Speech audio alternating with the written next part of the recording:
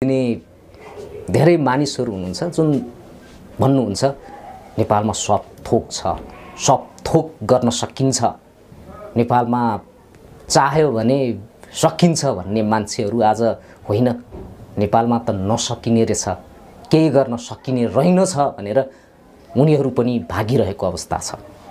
त्यो मात्र होइन, मनोविदहरूको अवस्था पनि त्यस्तै छ। मनोविदहरू जुन अहिले नेपाली युवाहरूमा कहाली लाग्दो रूपमा त्यो समस्या बढिरहेको अवस्था छ। मुख्य रूपमा युवाहरू जो बेरोजगारबाट विक्षिप्त भएका छन्, देशमा गरी खाने अवस्था सिर्जना छैन लगायतका समस्या देखेर मनोविदहरूले उहाँहरूलाई काउन्सिलिङ गर्नुहुन्छ, सुसाइड गर्न रोक्नुहुन्छ।